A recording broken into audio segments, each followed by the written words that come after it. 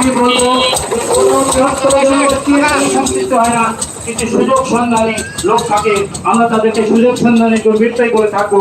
সেই দুর্বৃত্তরা এই সুযোগের অপেক্ষায় থাকে যে কখন এরকম একটা পরিবেশ হবে এবং আমরা দুর্বল জায়গায় আঘাত করবো। সেই ক্ষেত্রে যে শুধু হিন্দু সম্প্রদায় বা সংখ্যালঘু সম্প্রদায়ের উপর আঘাত আছে তাই না, যেখানে দুর্বলতা পায় সেখানে তার আঘাত।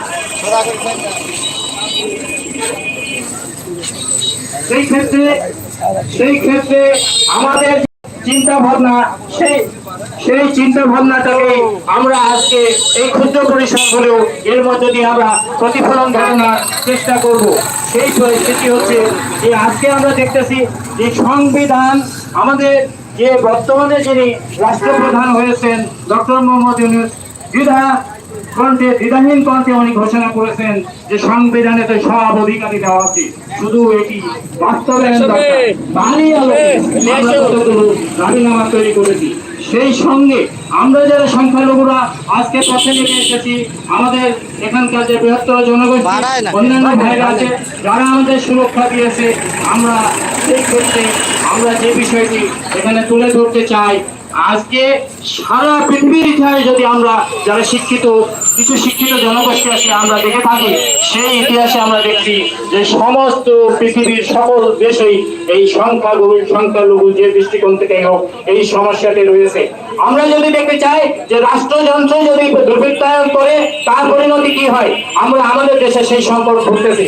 আমরা এখানে দেখতেছি আমাদের প্রতিবেশী দেশ মায়ানমারে রাষ্ট্রীয় সন্ত্রাস হয়েছে, রাষ্ট্রীয় দুর্বৃত্তায়ন হয়েছে, তার ফলে আজ 14-15 লক্ষ রোহিঙ্গা যারা মুসলিম জনগোষ্ঠী তারা তাদের দেশ থেকে উচ্ছেদ হয়ে আজকে আমাদের দেশে আজকে তারা বাধ্য হয়েছে।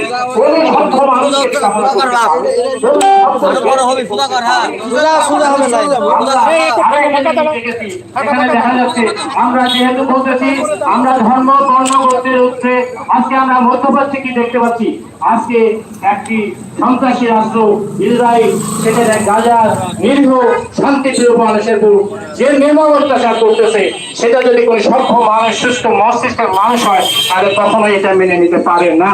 আমরা এই সব ক্ষেত্রে এই কর্মকাণ্ডের তীব্র নিন্দা করতেছি। সেই পাশাপাশি আমরাও আমাদের প্রত্যাশা যে আগামী দিনে আমাদের রাষ্ট্রটা যেন কোনোভাবেই আমাদের রাষ্ট্রের ভিত্তিতে যেন এইরকম সন্ত্রাসী কর্মকাণ্ড না হয়, রাষ্ট্রের ভিত্তিতে যেন এই ধরনের দুর্বৃত্তায়ন না হয় এবং রাষ্ট্রীয় কোনো ভুল ত্রুটির কারণে যেন এই দেশের সংখ্যালঘুরা উচ্ছেদ হয়ে না যায়, আমরা এটা প্রত্যাশা করেছি। যার জন্যে আমরা আরো একটা বিষয় লক্ষ্য করেছি, সেটিও আমরা এখানে দ্বিধাকণ্ঠে বলতেছি যে অতীতে যে ধরনের ঘটনা ঘটেছে সেখানে আমাদের রাষ্ট্রযন্ত্র আমাদের পাশে থেকেছে, যেমন